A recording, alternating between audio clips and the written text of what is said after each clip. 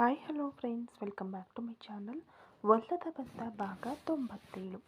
ಅಥರ್ವ ಮತ್ತು Mumbai city police commissioner ಹೊರಗೆ ಹೋದ ನಂತರ ಆ ICU ವರಾಂಡ ಮತ್ತೆ ಸ್ಮಶಾನದಂತಹ ಮೌನಕ್ಕೆ ಶರಣಾಯಿತು. ಅಥರ್ವ ವರ್ಮನ್ ಸೋತು ಹೊರ ನಡೆದ ಆ ಕ್ಷಣ ಸಾಗರ್ ಅಗರ್ವಾಲ್ ಜೀವನದ ಅತ್ಯಂತ ಪ್ರಮುಖ ಯಶಸ್ಸಿನ ಕ್ಷಣವಾಗಿತ್ತು. ಆದರೆ ಆ ಗೆಲುವು ಒಬ್ಬ ಹೆಣ್ಣಿನ ಕಣ್ಣೀರಿನಲ್ಲಿ ಮತ್ತು ಅವಳ ಆತ್ಮಹತ್ಯೆಯ ಯತ್ನದಿಂದ ಸಿಕ್ಕಿದೆ ಎಂಬುದು ಅವನಿಗೆ ಒಂದು ದೊಡ್ಡ ವಿಷಯವಾಗಿಯೇ ಕಾಣಿಸಲಿಲ್ಲ. ವೈದ್ಯರು ಮಾಯಾ ಆಕೆಯ ಆರೋಗ್ಯವನ್ನು ಮತ್ತೊಮ್ಮೆ ಪರೀಕ್ಷಿಸಿ, ಪೇಷಂಟ್ ಇವಾಗ ಸ್ಟೇಬಲ್ ಆಗಿದ್ದಾರೆ, ಆದರೆ ರೈಲ್ಸ್ ಟ್ಯೂಬ್ ಇರುವುದರಿಂದ ಅವರಿಗೆ ಗಂಟಲು ನೋವು ಮತ್ತು ಉರಿ ಜಾಸ್ತಿ ಇರುತ್ತದೆ, ಮುಗಿಯುವವರೆಗೂ ಮಾತನಾಡದಂತೆ ವಿಶ್ರಾಂತಿ ತೆಗೆದುಕೊಳ್ಳಲು ಹೇಳಿ ಎಂದು ಬುದ್ಧಿವಾದ ಹೇಳಿ ಅಲ್ಲಿಂದ ಹೊರಟರು. ಕುಟುಂಬದ ಸದಸ್ಯರೆಲ್ಲರೂ ಹೊರಗೆ ಕಾಯುತ್ತಿದ್ದರು. ಸಾಗರ್ ಆ ಕೋಣೆಯೊಳಗೆ ಯಾರನ್ನೂ ಬಿಡಲಿಲ್ಲ. ಈಗ ಆ ಪ್ರತ್ಯೇಕಿಸಲ್ಪಟ್ಟ ಕೋಣೆಯಲ್ಲಿ ಸಾಗರ್ ಅಗರ್ವಾಲ್ ಮತ್ತು ಮಾಯಾ ಮಾತ್ರವೇ ಇದ್ದರು. ನೀಲಿ ಬಣ್ಣದ ಆಸ್ಪತ್ರೆಯ ಉಡುಪಿನಲ್ಲಿ ಕೈಕಾಲುಗಳಿಗೆ ಸೂಜಿಗಳನ್ನು ಚುಚ್ಚಿಕೊಂಡು ಮೂಗಿನಲ್ಲಿ ಕೊಳವೆಯೊಂದಿಗೆ ಬಲಹೀನಳಾಗಿ ಕಂಡರೂ ಮಾಯಾ ಕಣ್ಣುಗಳಲ್ಲಿದ್ದ ಆ ಕಿಚ್ಚು ಮಾತ್ರ ಆರಿರಲಿಲ್ಲ. ಸಾಗರ್ ಮೆಲ್ಲನೆ ಅವಳ ಹಾಸಿಗೆಯ ಹತ್ತಿರ ಬಂದು ಕುಳಿತನು. ಅವನ ಮುಖದಲ್ಲಿ ಒಬ್ಬ ವಿಜೇತನ ಗರ್ವ ಎದ್ದು ಕಾಣುತ್ತಿತ್ತು. ಏನ್ ಮಾಯಾ, ಹೆದರಿಬಿಟ್ಟೆಯಾ? ಆ ಹೆದರಿಕೆ ನಿನ್ನ ಕಣ್ಣುಗಳಲ್ಲಿ ಕಾಣಿಸುತ್ತಿದೆ. ಅಥರ್ವ ಬಂದಾಗ ನಿನ್ನನ್ನು ನನ್ನಿಂದ ಬಿಡಿಸಿಕೊಂಡು ಹೋಗ್ತಾನೆ ಅಂತ ಒಂದು ಸಣ್ಣ ನಂಬಿಕೆ ಇತ್ತಲ್ವಾ? ಆದರೆ ನೋಡು, ಕಮಿಷನರ್ ಮುಂದೆ ನೀನೇ ಸಾಗರ್ ನನ್ನ ಗಂಡ ಅಂತ ಹೇಳಿಬಿಟ್ಟೆ. ಆ ಭಯ ಯಾವಾಗಲೂ ನಿನ್ನ ಮನಸ್ಸಿನಲ್ಲಿ ಇರಬೇಕು ಬೇಬಿ ಎಂದನು ಸಾಗರ್, ಅವಳ ಕೆದರಿದ್ದ ಕೂದಲನ್ನು ಮೆಲ್ಲನೆ ಸರಿಸುತ್ತಾ. ಮಾಯಾ ಕಷ್ಟಪಟ್ಟು ಉಸಿರನ್ನು ಎಳೆದುಕೊಂಡಳು. ಆ ಮೂಗಿನ ಕೊಳವೆ ಅವಳ ಗಂಟಲನ್ನು ಸೀಳುವಂತಹ ನೋವನ್ನು ನೀಡುತ್ತಿತ್ತು. ಪ್ರತಿ ಬಾರಿ ಅವಳು ಮಾತನಾಡಲು ಪ್ರಯತ್ನಿಸಿದಾಗಲೂ ಆ ಪ್ಲಾಸ್ಟಿಕ್ ಕೊಳವೆ ಅವಳ ಮೃದುವಾದ ಚರ್ಮಕ್ಕೆ ಉಜ್ಜಿ ರಕ್ತ ಬರುವಂತಹ ಅನುಭವವನ್ನು ನೀಡುತ್ತಿತ್ತು. ಆದರೂ ಅವಳು ತನ್ನ ಸ್ವಾಭಿಮಾನವನ್ನು ಬಿಟ್ಟುಕೊಡಲು ಸಿದ್ಧಳಿರಲಿಲ್ಲ. ಗಡುಸಾದ ಹೊಡೆದ ಧ್ವನಿಯಲ್ಲಿ ಅವಳು ಮಾತನಾಡಲು ಪ್ರಾರಂಭಿಸಿದಳು. ನಿನ್ನನ್ನು ನೋಡಿ ನಾನು ಹೆದರಿಲ್ಲ ಸಾಗರ್. ನನ್ನನ್ನು ಬೆದರಿಸಿ, ನನ್ನ ಕುಟುಂಬವನ್ನು ಇಟ್ಕೊಂಡು ಬ್ಲ್ಯಾಕ್ ಮೇಲ್ ಮಾಡಿ ಪ್ರಪಂಚಕ್ಕೆಲ್ಲ ನಾನು ನಿನ್ನ ಹೆಂಡತಿ ಅಂತ ತಿಳಿಸಿ ನನ್ನ ಬಾಯಿಯಿಂದಲೂ ನೀನು ಹೇಳುವಂತೆ ಮಾಡಿದ್ದೀಯ. ಆದರೆ ಒಂದು ವಿಷಯ ಚೆನ್ನಾಗಿ ನೆನಪಿಟ್ಟುಕೋ. ಯಾಕಪ್ಪ ಇವಳನ್ನು ಹೆಂಡತಿ ಮಾಡಿಕೊಂಡೆ ಅಂತ ನೀನು ಪ್ರತಿ ನಿಮಿಷವೂ ಸಂಕಟ ಪಡುತ್ತೀಯ. ಸಾಗರ್ ಅಗರ್ವಾಲ್ ಜೀವನ ಇನ್ಮೇಲೆ ಸ್ವರ್ಗವಾಗುವುದಿಲ್ಲ. ಅದು ಒಂದು ಕ್ರೂರವಾದ ನರಕವಾಗಿ ಬದಲಾಗುತ್ತದೆ. ಅದನ್ನು ನಾನೇ ಬದಲಾಯಿಸುತ್ತೇನೆ ಅಂದಾಗ ಸಾಗರ್ ಹಗುರವಾಗಿ ನಕ್ಕನು. ಆದರೆ ಮಾಯಾ ಬಿಡಲಿಲ್ಲ. ಈ ಪ್ರಪಂಚದಲ್ಲಿ ನನಗೆ ಇಷ್ಟವಿಲ್ಲದ ನಂಬರ್ 1 ಶತ್ರು ಇದುವರೆಗೂ ಅಥರ್ವ ಮಾತ್ರವೇ ಆಗಿದ್ದ. ಆದರೆ ಇವಾಗ ಆ ಜಾಗವನ್ನು ನೀನು ಹಿಡಿದಿದ್ದೀಯ ಸಾಗರ್. ನನ್ನ ಜೀವನದಲ್ಲಿ ನಾನು ಜಿಗುಪ್ಸೆ ಪಡುವ ಮೊದಲ ವ್ಯಕ್ತಿ ನೀನೆ. ಇನ್ಮೇಲೆ ಈ ಮಾಯಾ ಯಾರು ಅಂತ ನೀನು ನೋಡ್ತೀಯ ಎಂದು ಮಾತನಾಡಿ ಮುಗಿಸಿದಾಗ ಅವಳಿಗೆ ಉಸಿರು ಕಟ್ಟಿದಂತಾಯಿತು. ನೋವಿನಿಂದ ಕಣ್ಣುಗಳು ತಾವಾಗಿಯೇ ಮುಚ್ಚಿಕೊಂಡವು. ಆ ಆತ್ಮಹತ್ಯೆಯ ಯತ್ನದ ಪ್ರಭಾವ ಇನ್ನೂ ಅವಳ ಶ್ವಾಸಕೋಶವನ್ನು ಹಿಂಸಿಸುತ್ತಿತ್ತು. ಸಾಗರ್ ಮೆಲ್ಲನೆ ಚಪ್ಪಾಳೆ ತಟ್ಟಿದನು. ವಾವ್ ವಾವ್, ಸೂಪರ್ ಮಾಯಾ.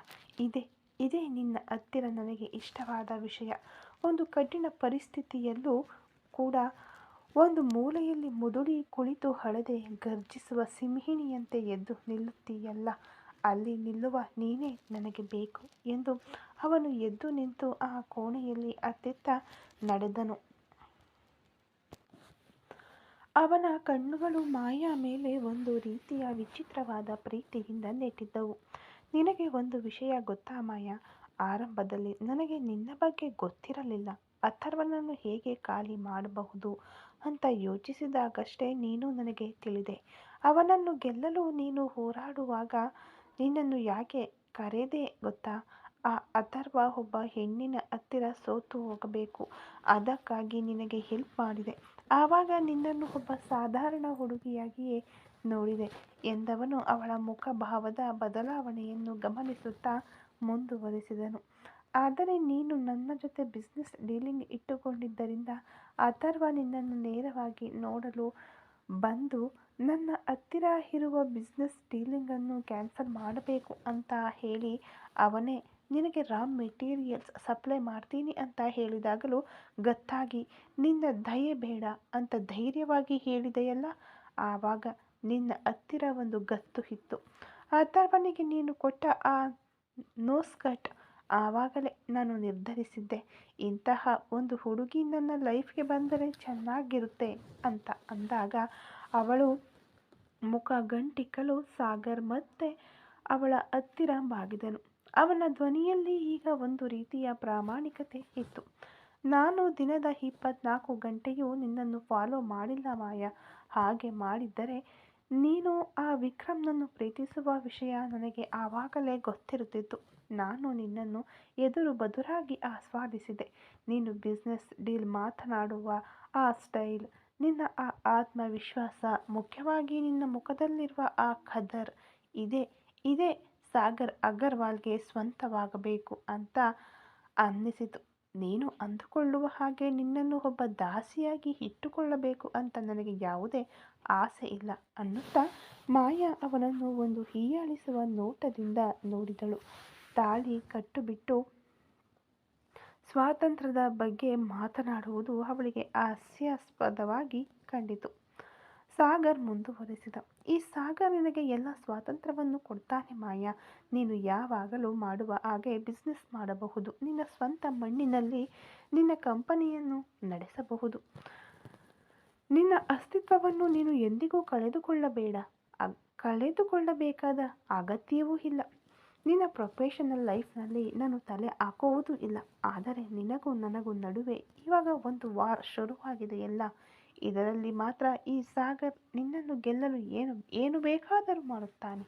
ನೀನು ಹಳೆಯ ಮಾಯಾ ಆಗಿ ಸ್ವತಂತ್ರವಾಗಿರಬಹುದು, ಆದರೆ ನೀನು ಸಾಗರ್ ಅಗರ್ವಾಲ ಹೆಂಡತಿಯಾಗಿಯೇ ಇರಬೇಕು. ಅದನ್ನು ಮೀರಿ ನೀನು ಹೊರಗೆ ಹೋಗಲು ಯೋಚಿಸಿದರೆ ಮಾತ್ರ ಈ ಸಾಗರ್ ರಾಕ್ಷಸನಾಗಿ ಬದಲಾಗುತ್ತಾನೆ ಅಂದ. ಮಾಯಾ ಮೆಲ್ಲನೆ ತನ್ನ ಕಣ್ಣುಗಳನ್ನು ತೆರೆದು ಅವನನ್ನು ನೋಡಿದಳು. ಅವನ ಮಾತಿನಲ್ಲಿದ್ದ ಆ ವಿರೋಧಾಭಾಸ ಅವಳಿಗೆ ಅರ್ಥವಾಯಿತು. ಅವಳು ಅವಳ ಪ್ರತಿಭೆಯನ್ನು ಗೌರವಿಸುತ್ತಾನೆ, ಆದರೆ ಅವಳನ್ನು ತನಗಿಂತ ಕೆಳಗಿರುವ ಒಂದು ವಸ್ತುವಾಗಿಯೂ ನೋಡುತ್ತಿದ್ದಾನೆ. ಅವಳ ದೃಷ್ಟಿಯಲ್ಲಿ ಸಾಗರ್ ಈಗ ಒಬ್ಬ ಸಾಧಾರಣ ವಿಲ್ಲನ್ ಮಾತ್ರವಲ್ಲ, ಅವಳ ಜೀವನದ ಅತಿ ದೊಡ್ಡ ಸವಾಲಾಗಿ ಕಂಡನು. ಸಾಗರ್, ನೀನು ಅಂದುಕೊಳ್ಳುವ ಹಾಗೆ ಇದು ಒಂದು ಬಿಸ್ನೆಸ್ ಡೀಲ್ ಅಲ್ಲ, ಇದು ಜೀವನಕ್ಕೆ ಸಂಬಂಧಿಸಿದ ವಿಷಯ. ನೀನು ನನ್ನ ದೇಹವನ್ನು ಸೆರೆ ಹಿಡಿಯಬಹುದು, ಆದರೆ ನನ್ನ ಮನಸ್ಸನ್ನು ನಿನ್ನಿಂದ ಎಂದಿಗೂ ಮುಟ್ಟಲು ಸಾಧ್ಯವಿಲ್ಲ. ನೀನು ಕೊಡುವ ಸ್ವಾತಂತ್ರ್ಯ ನನಗೆ ಬೇಡ. ನನ್ನ ಬಿಸ್ನೆಸ್ ನನ್ನ ಉಸಿರು, ಅದನ್ನು ನಾನು ಯಾರಿಗಾಗಿಯೂ ಬಿಡುವುದಿಲ್ಲ. ನನ್ನ ಇಷ್ಟವಿಲ್ಲದೆ ನನ್ನ ಕುತ್ತಿಗೆಗೆ ನೀನು ಕಟ್ಟಿದ ಈ ತಾಳಿ, ಇದಕ್ಕೆ ನೀನು ಪ್ರತಿ ದಿನವೂ ಉತ್ತರಿಸಬೇಕಾಗುತ್ತದೆ. ನೀನು ಆಸ್ವಾದಿಸಿದ ಅದೇ ಖದರ್ ಇನ್ನೂ ನಿನ್ನನ್ನು ನಾಶ ಮಾಡುತ್ತದೆ ಎಂದು ದೃಢವಾಗಿ ಹೇಳಿದಳು. ಸಾಗರ್ ಅವಳ ಕೈಯನ್ನು ಮೆಲ್ಲನೆ ಸವರಿದನು. ಮಾಯಾ ಅಸಹ್ಯದಿಂದ ಕೈಯನ್ನು ಹಿಂತೆಗೆದುಕೊಳ್ಳಲು ಯತ್ನಿಸಿದಳು, ಆದರೆ ಸಾಗರ್ ಬಿಡಲಿಲ್ಲ. ನೋಡೋಣ ಮಾಯಾ, ಈ ವಾರ್ನಲ್ಲಿ ಯಾರು ಗೆಲ್ತಾರೆ ಅಂತ. ಸದ್ಯಕ್ಕೆ ನೀನು ಚೆನ್ನಾಗಿ ರೆಸ್ಟ್ ತಗೋ. ಇನ್ನು 2 ದಿನದಲ್ಲಿ ನಾವು ನಮ್ಮ ಮನೆಗೆ ಹೋಗುತ್ತಿದ್ದೇವೆ. ಅಲ್ಲಿ ನಿನಗಾಗಿ ಒಂದು ದೊಡ್ಡ ಸ್ವಾಗತವೇ ಕಾಯುತ್ತಿದೆ. ಅಲ್ಲಿಗೆ ಹೋದ ಮೇಲೆ ಈ ಸಾಗರ್ ಯಾರು ಅಂತ ನಿನಗೆ ಇನ್ನೂ ಸ್ಪಷ್ಟವಾಗಿ ಅರ್ಥವಾಗುತ್ತದೆ ಎಂದನು. ಮಾಯಾ ಮರುಮಾತನಾಡಲಿಲ್ಲ. ಅವಳ ನೋಟ ಅವನ ಮೇಲೆ ತನ್ನ ಮೊದಲ ಶತ್ರು ಎಂದು ಬಲವಾಗಿ ಮೂಡಿತು. ಆ ನೋಟದಲ್ಲಿ ದ್ವೇಷಕ್ಕಿಂತ ಒಂದು ವೈರಾಗ್ಯ ಹೆಚ್ಚಾಗಿತ್ತು. ಸಾಗರ್ ಆ ಕೋಣೆಯನ್ನು ಬಿಟ್ಟು ಹೊರ ನಡೆದನು. ಮಾಯಾ ಆ ಒಂಟಿತನದಲ್ಲಿ ತಾನು ತೆಗೆದುಕೊಂಡ ನಿರ್ಧಾರದ ಬಗ್ಗೆ ಯೋಚಿಸಿದಳು. ಸಾರಿ ವಿಕ್ಕಿ, ನಿನ್ನ ಲೈಫ್ ಚೆನ್ನಾಗಿರಬೇಕು. ಮುಂಬೈ ಅಂತಾರಾಷ್ಟ್ರೀಯ ವಿಮಾನ ನಿಲ್ದಾಣ, VIP ಕಾಯುವ ಕೋಣೆ. ಅಲ್ಲಿ AC ತಂಪನ್ನು ಮೀರಿ ಧಗಧಗಿಸುವ ಉಷ್ಣತೆ ಇತ್ತು.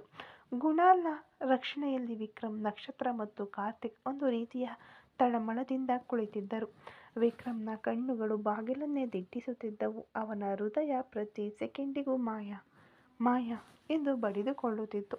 ಆಗ ದೂರದಲ್ಲಿ ಕಪ್ಪು ಬಣ್ಣದ ಕೋಟ್ ಸೂಟ್ ಧರಿಸಿ ಆಕ್ರೋಶದ ಸಿಂಹದ ನಡಿಗೆಯೊಂದಿಗೆ ಅಥರ್ವವರ್ಮನ್ ಆಲ್ವಿನ್ ಪಡೆಯೊಂದಿಗೆ ಬರುತ್ತಿರುವುದನ್ನು ಕಂಡರು. ಅವನ ಸುತ್ತಲೂ ಆಲ್ವಿನ್ ನೇತೃತ್ವದ ಕಮಾಂಡೋ ಪಡೆ ಒಂದು ಭದ್ರತಾ ವಲಯವನ್ನು ನಿರ್ಮಿಸಿತ್ತು. ಅಥರ್ವನ ಮುಖ ಒಂದು ಬಂಡೆಯಂತೆ ಬಿಗಿಯಾಗಿತ್ತು. ಅಥರ್ವ ಒಳಗೆ ಬರುತ್ತಿದ್ದಂತೆ ವಿಕ್ರಮ್ ತಕ್ಷಣವೇ ಆಸನದಿಂದ ಎದ್ದು ನಿಂತನು. ಅವನ ಬಾಯಿ ಮಾತುಗಳನ್ನು ಕಳೆದುಕೊಂಡಿತ್ತು. ಮಾಯಾಗೆ ಏನಾಯ್ತು? ಅವಳನ್ನು ಕರೆದುಕೊಂಡು ಬಂದಿದ್ದಾನೆ ಎಂದು ಕೇಳಲು ಅವನ ನಾಲಿಗೆ ತವಕಿಸುತ್ತಿತ್ತು. ಆದರೆ ಅಣ್ಣನ ಮುಖದಲ್ಲಿದ್ದ ಆ ಸೋಲಿನ ಗೆರೆಗಳು ಅವನಿಗೆ ಏನೋ ಅನಾಹುತವನ್ನು ಸೂಚಿಸುತ್ತಿದ್ದವು. ವಿಕ್ರಮ್ನ ಕಣ್ಣುಗಳು ಅಥರ್ವನ ಕಡೆಗೆ 1000 ಪ್ರಶ್ನೆಗಳನ್ನು ಎಸೆದವು. ಅವನ ಹುಬ್ಬುಗಳು ಸುರುಳಿಯಾದವು, ತುಟಿಗಳು ನಡುಗಿದವು. ಅಣ್ಣ, ಪ್ಲೀಸ್ ಹೇಳಿ ಅಣ್ಣ ಎಂದು ಮೌನವಾಗಿ ಅವನು ಅಥರ್ವನ ಪಾದಗಳಲ್ಲಿ ಬೇಡಿಕೊಳ್ಳುವಂತೆ ಇತ್ತು ಆ ನೋಟ. ನಕ್ಷತ್ರ ಮೆಲ್ಲನೆ ಅಥರ್ವನ ಹತ್ತಿರ ಬಂದು ಅವನ ಕೈಯನ್ನು ಹಿಡಿದುಕೊಂಡು, ಏನಾಯ್ತು? ಏನಾಯ್ತು? ಮಾಯಾ ಹೇಗಿದ್ದಾಳೆ? ಅವಳನ್ನು ಯಾಕೆ ಕರೆದುಕೊಂಡು ಬರಲಿಲ್ಲ ಎಂದು ಆತಂಕದಿಂದ ಕೇಳಿದಳು. ಅಥರ್ವ ಒಂದು ದೀರ್ಘ ನಿಟ್ಟುಸಿರು ಬಿಟ್ಟು ನಕ್ಷತ್ರ ಕಣ್ಣುಗಳನ್ನು ನೇರವಾಗಿ ನೋಡಿದನು. ನಕ್ಷತ್ರ, ಅವಳು ಸಾಗರ್ನನ್ನು ಇಷ್ಟಪಟ್ಟೆ ಮದುವೆಯಾಗಿದ್ದೇನೆ ಅಂತ ಕಮಿಷನರ್ ಮುಂದೆಯೇ ಹೇಳಿಬಿಟ್ಟಳು. ನಾನು ಏರ್ ಆಂಬ್ಯುಲೆನ್ಸ್ನಿಂದ ಹಿಡಿದು ಎಲ್ಲ ಸೌಲಭ್ಯಗಳನ್ನು ರೆಡಿ ಮಾಡಿ ಇಟ್ಟಿದ್ದೆ. ಅವಳು ಒಪ್ಪಿದ್ದರೆ ಈವಾಗಲೇ ಅವಳನ್ನು ಚೆನ್ನೈಗೆ ಕರೆದುಕೊಂಡು ಹೋಗುತ್ತಿದ್ದೆ. ಆದರೆ ಆ ಹುಡುಗಿ ನನ್ನ ಮುಖಕ್ಕೆ ನೇರವಾಗಿ ಸಾಗರ್ ನನ್ನ ಗಂಡ, ನಾನು ಇಷ್ಟಪಟ್ಟೆ ತಾಳಿ ಕಟ್ಟಿಸಿಕೊಂಡೆ ಅಂತ ಹೇಳಿಬಿಟ್ಟಳು. ಸಿಟಿ ಕಮಿಷನರ್ ಮುಂದೆ ನನಗೆ ಅದಕ್ಕಿಂತ ಹೆಚ್ಚಾಗಿ ಏನೂ ಮಾಡಲು ಸಾಧ್ಯವಾಗಲಿಲ್ಲ ಅಂತ. ಈ ಮಾತುಗಳು ವಿಕ್ರಮ್ನ ಕಿವಿಗಳಲ್ಲಿ ಸಿಡಿಲಿನಂತೆ ಬಿದ್ದವು. ಅವನ ಪ್ರಪಂಚ ಒಂದು ಕ್ಷಣದಲ್ಲಿ ಚೂರು ಚೂರಾಗಿ ಒಡೆಯಿತು. ಒಂದು ಮಾತು ಕೂಡ ಮಾತನಾಡಲು ಶಕ್ತಿ ಇಲ್ಲದೆ ಹಾಗೆಯೇ ಆ ಜಾಗದಲ್ಲೇ ಮೊಣಕಾಲು ಊರಿ ಕುಸಿದು ಬಿದ್ದನು ವಿಕ್ರಮ್. ಅವನ ಕಣ್ಣೀರು ಕೆನ್ನೆಗಳಲ್ಲಿ ಹರಿದು ಹೋಯಿತು. ಸದ್ದಿಲ್ಲದೆ ಅವನು ಅತ್ತ ಆ ವೇದನೆ ಅಲ್ಲಿದ್ದವರ ಜೀವವನ್ನೇ ಹಿಂಡುವಂತಿತ್ತು. ವಿಕ್ರಮ್ನ ಮೇಲೆ ಅಥರ್ವನಿಗೆ ಕೋಪವಿದ್ದರೂ ಅವನ ಈ ಪರಿಸ್ಥಿತಿಯನ್ನು ನೋಡಲು ಅವನಿಂದ ಸಾಧ್ಯವಾಗಲಿಲ್ಲ. ತನ್ನ ಜೀವಕ್ಕಿಂತ ಹೆಚ್ಚಾಗಿ ಭಾವಿಸಿದ್ದ ಅಥರ್ವ ಅವನನ್ನು ಎತ್ತಿ ನಿಲ್ಲಿಸಿದನು. ಇಲ್ಲಿ ನೋಡು ವಿಕ್ರಮ್, ಈ ಅಥರ್ವವರ್ಮನ್ ಇದುವರೆಗೂ ಯಾರಿಗಾಗಿಯೂ ತಲೆ ತಗ್ಗಿಸಿಲ್ಲ. ಆದರೆ ಮೊದಲ ಬಾರಿಗೆ ಯಾಮಿನಿ ಹತ್ತಿರ, ಇವತ್ತು 2ನೇ ಬಾರಿಗೆ ನಿನಗಾಗಿ ಆ ಮಾಯಾ, ಸಾಗರ್ ಇಬ್ಬರಿಂದಲೂ ಮುಂಬೈ ಸಿಟಿ ಕಮಿಷನರ್ ಮುಂದೆ ಅಪಮಾನಕ್ಕೊಳಗಾಗಿ ನಿಂತಿದ್ದೇನೆ. ನಾನು ಮಾಡಿದ ಎಲ್ಲ ಪ್ರಯತ್ನಗಳು ವ್ಯರ್ಥವಾದವು ಅನ್ನುತ್ತಾ ಅಥರ್ವ ವಿಕ್ರಮ್ನ ಹೆಗಲನ್ನು ಕುಲುಕಿ ಹೇಳಿದನು. ನಿನಗಾಗಿ ತಾನೇ ಟ್ರೈ ಮಾಡಿದೆ, ಆದರೆ ಅವಳೇ ಬದಲಾಗಿ ಬಿಟ್ಟಳು. ಅವಳನ್ನು ಕಾಪಾಡಿದ್ದರೂ ಅವಳನ್ನು ಅವಳ ಮನೆಗೆ ತಾನೇ ಕೊಂಡೊಯ್ದು ಬಿಡುತ್ತಿದ್ದೆ. ಮುಂಬೈ ಸಾಗರ್ನ ಹೆಂಡತಿ ಅಂತ ಪರಿಚಯವಾದ ಒಬ್ಬಳನ್ನು ನನ್ನ ತಮ್ಮನಿಗೆ ಮದುವೆ ಮಾಡಿ ಇಡುವಷ್ಟು ನಾನೇನು ಕೆಟ್ಟವನಲ್ಲ. ಊರಿಗೆ ಹೋಗುತ್ತಿದ್ದೇವೆ. ಇನ್ನು 2 ದಿನದಲ್ಲಿ ನಿನಗೂ ಸೌಂದರ್ಯಗೂ ಎಂಗೇಜ್ಮೆಂಟ್, ಮುಂದಿನ ಮುಹೂರ್ತದಲ್ಲೇ ಮದುವೆ. ನಿನ್ನ ಜೀವನದಲ್ಲಿ ಎಲ್ಲವೂ ಬದಲಾಗುತ್ತದೆ ವಿಕ್ರಮ್ ಅಂದಾಗ ವಿಕ್ರಮ್ ಮೆಲ್ಲನೆ ತಲೆ ಎತ್ತಿ ಅಣ್ಣನನ್ನು ನೋಡಿದನು. ಅವನ ಕಣ್ಣುಗಳಲ್ಲಿ ಕಂಡ ನೋವು ಅಥರ್ವನನ್ನೇ ಒಂದು ಕ್ಷಣ ನಡುಗಿಸಿತು. ಅಣ್ಣ, ತುಂಬ ನೋವಾಗುತ್ತಿದೆ ಅಣ್ಣ. ನನ್ನಿಂದ ಈ ನೋವನ್ನು ತಡೆದುಕೊಳ್ಳಲು ಸಾಧ್ಯವಾಗುತ್ತಿಲ್ಲ. ನಿಮ್ಮ ಮಾತನ್ನು ಮೀರಿ ನಾನು ಬಂದದ್ದು ತಪ್ಪೆ. ಆದರೆ ಮಾಯಾಳನ್ನು ನಾನು ನಿಜವಾಗಿ ಪ್ರೀತಿಸಿದೆ ಅಣ್ಣ. ಇವಾಗ ಅವಳು ಇನ್ನೊಬ್ಬನ ಹೆಂಡತಿ ಅಂತ ಅವಳೇ ಹೇಳಿಬಿಟ್ಟಳು. ಇನ್ನೂ ಅವಳ ಜೀವನವನ್ನು ನಾನು ಡಿಸ್ಟರ್ಬ್ ಮಾಡುವುದಿಲ್ಲ. ಆದರೆ ಅಣ್ಣ, ನನಗೆ ಬೇರೆ ಮದುವೆ ಬೇಡ ಅಣ್ಣ. ನನ್ನಿಂದ ಸಾಧ್ಯವಿಲ್ಲ ಅಂದಾಗ ಅಥರ್ವ ಗರ್ಜಿಸಿದನು. ಹಾಗೆಲ್ಲ ನಿನ್ನನ್ನು ಬಿಡಲು ಸಾಧ್ಯವಿಲ್ಲ ವಿಕ್ರಮ್. ನಿನಗಾಗಿಯೇ ನಾನು ಮದುವೆ ಮಾಡಿಕೊಂಡೆ. ನೀನು ಸಂತೋಷವಾಗಿರಬೇಕು ಅಂತಲೇ ಆಸೆಪಟ್ಟೆ. ಮಾಯಾ ನಿನಗೆ ಸೂಕ್ತವಾದವಳಲ್ಲ. ಮದುವೆಯಾಗಿದ್ದರೂ ನೀನು ನೆಮ್ಮದಿಯಿಂದ ಇರುತ್ತಿರಲಿಲ್ಲ ಎಂದಾಗ ವಿಕ್ರಮ್ ಈಗ ದೃಢವಾದ ಧ್ವನಿಯಲ್ಲಿ ಮಾತನಾಡಿದನು. ಓಕೆ ಅಣ್ಣ, ನಿಮ್ಮ ಮಾತಿಗೆ ಕಟ್ಟು ಬೀಳುತ್ತೇನೆ. ಇವಾಗ ಮದುವೆ ಬೇಡ, ಸ್ವಲ್ಪ ದಿನ ಹೋಗಲಿ. ನಾನೇ ಹೇಳ್ತೀನಿ, ಆವಾಗ ಹುಡುಗಿ ನೋಡಿ. ನೀವು ಯಾರನ್ನು ತೋರಿಸಿದರೂ ನಾನು ಮದುವೆಯಾಗುತ್ತೇನೆ. ಆದರೆ ಅಣ್ಣ, ಯಾವುದೇ ಕಾರಣಕ್ಕೂ ನನ್ನಿಂದ ಸೌಂದರ್ಯಳನ್ನು ಹೆಂಡತಿಯಾಗಿ ನೋಡಲು ಸಾಧ್ಯವಿಲ್ಲ ಎಂದನು ಖಂಡಿತವಾಗಿ. ಯಾಕೆ ಎಂದು ಅಥರ್ವ ಗದರಿಸಿದನು. ಅಣ್ಣ, ಅವಳು ನನ್ನ ಬೆಸ್ಟ್ ಫ್ರೆಂಡ್ ಅಣ್ಣ. ನಾವಿಬ್ಬರೂ ಹೆಗಲ ಮೇಲೆ ಕೈ ಹಾಕಿಕೊಂಡು ಸುತ್ತಾಡಿದ್ದೇವೆ. ನಾವು ಫ್ರೆಂಡ್ಸ್ 5 ಜನ ಒಂದೇ ತಟ್ಟೆಯಲ್ಲಿ ಊಟ ಮಾಡಿದ್ದೇವೆ. ಚಿಕ್ಕ ವಯಸ್ಸಿನಲ್ಲಿ ಅವರ ಮನೆಗೆ ಹೋದರೆ ಒಂದೇ ಬೆಡ್ನಲ್ಲಿ ಕೂಡ ಮಲಗಿದ್ದೇವೆ. ಆದರೆ ನಾವು ಯಾರೂ ಅವಳನ್ನು ಹೆಣ್ಣಾಗಿ ನೋಡಲೇ ಇಲ್ಲ. ಒಬ್ಬ ಹುಡುಗನಾಗಿಯೇ ನೋಡಿದ್ದೇವೆ. ನಮ್ಮ ಸಹ ಸ್ನೇಹಿತನಾಗಿ ನೋಡಿದ್ದೇವೆ. ಆ ಪವಿತ್ರವಾದ ಸ್ನೇಹವನ್ನು ನನ್ನಿಂದ ಹೆಂಡತಿ ಎನ್ನುವ ಹೆಸರಿನಲ್ಲಿ ಕೀಳಾಗಿಸಲು ಸಾಧ್ಯವಿಲ್ಲ. ಎಷ್ಟು ಜನ್ಮ ಎತ್ತಿದರೂ ಸೌಂದರ್ಯಳನ್ನು ಆ ಸ್ನೇಹಿತೆಯ ಸ್ಥಾನವನ್ನು ಮೀರಿ ಹೆಂಡತಿಯಾಗಿ ನೋಡಲು ಸಾಧ್ಯವೇ ಇಲ್ಲ ಎಂದು ವಿಕ್ರಮ್ ಹೇಳಿದನು. ಅಲ್ಲಿ ಒಂದು ಬಾರಿ ಮೌನ ಆವರಿಸಿತು. ನಕ್ಷತ್ರ ವಿಕ್ರಮ್ನ ಹತ್ತಿರ ಹೋಗಿ, ವಿಕ್ಕಿ, ಇವಾಗ ಇರುವ ಪರಿಸ್ಥಿತಿಯಲ್ಲಿ ಯಾವುದನ್ನು ಮನಸ್ಸಿನಲ್ಲಿ ಹಾಕಿಕೊಂಡು ಗೊಂದಲಕ್ಕೀಡಾಗಬೇಡಿ.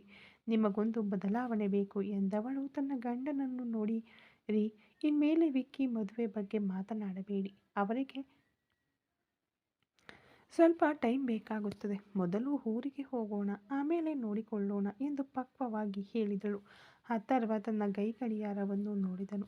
ಸರಿ, ಹೊರಡೋಣ ಎಂದನು. ಈಗಾಗಲೇ ಸಿದ್ಧವಾಗಿದ್ದ ಏರ್ ಆಂಬ್ಯುಲೆನ್ಸ್ ಯೋಜನೆಯನ್ನು ಅಥರ್ವ ರದ್ದುಗೊಳಿಸಿದನು. ಅವನ ಖಾಸಗಿ ವಿಮಾನ ರನ್ವೇಯಲ್ಲಿ ಸಿದ್ಧವಾಗಿತ್ತು. ಅಥರ್ವ ಮುಂದೆ ನಡೆಯಲು ಹಿಂದೆ ವಿಕ್ರಮ್ ಒಂದು ನಡೆದಾಡುವ ಹೆಣದಂತೆ ನಡೆದನು.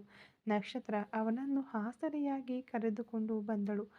ಆಲ್ವಿನ್ ಮತ್ತು ಗುಣಾಲ್ ಭದ್ರತಾ ಪಡೆಗಳು ಸುತ್ತುವರೆದಿರಲು ಆ ಮುಂಬೈ ವಿಮಾನ ನಿಲ್ದಾಣವೇ ಅದಿರುವಂತೆ ಅಥರ್ವವರ್ಮನ ಪಡೆ ತನ್ನ ಖಾಸಗಿ ವಿಮಾನದ ಕಡೆಗೆ ಸಾಗಿತು. ವಿಮಾನ ಆಕಾಶಕ್ಕೆ ಚಿಮ್ಮಿದಾಗ ಕಿಟಕಿಯ ಮೂಲಕ ಆ ಮುಂಬೈ ಮಹಾನಗರವನ್ನು ನೋಡಿದ ವಿಕ್ರಮ್ನ ಕಣ್ಣುಗಳಲ್ಲಿ ಕೊನೆಯದಾಗಿ ಕಂಡದ್ದು ಮಾಯಾ ಮುಖ ಮಾತ್ರವೇ ಆಗಿತ್ತು. ಅವನ ಪ್ರೀತಿ ಅಲ್ಲಿ ಸೆರೆಯಾಗಿತ್ತು. ಅಥರ್ವನ ವ್ಯಕ್ತಿತ್ವ ಅವನನ್ನು ತಡೆದು ನಿಲ್ಲಿಸಿತ್ತು. ವಿಮಾನ ಮೋಡಗಳೊಳಗೆ ಮರೆಯಾಗಲು ಒಂದು ಪ್ರೇಮಕತೆ ಅಲ್ಲಿಗೆ ಕೊನೆಗೊಂಡು ಒಂದು ಹೊಸ ಯುದ್ಧ ಪ್ರಾರಂಭವಾಯಿತು. ಈ ಕತೆ ಇನ್ನೂ ಮುಂದುವರಿಯುವುದು. ದಯವಿಟ್ಟು ಸ್ಟೋರಿ ಇಷ್ಟ ಆಗ್ತಾ ಇದ್ದರೆ ಲೈಕ್ ಮಾಡಿ, ಶೇರ್ ಮಾಡಿ, ಕಮೆಂಟ್ ಮಾಡಿ, ಹಾಗೆ ಸಬ್ಸ್ಕ್ರೈಬ್ ಮಾಡಿಕೊಂಡು ವಿಡಿಯೋ ನೋಡಿ. Thank you so much.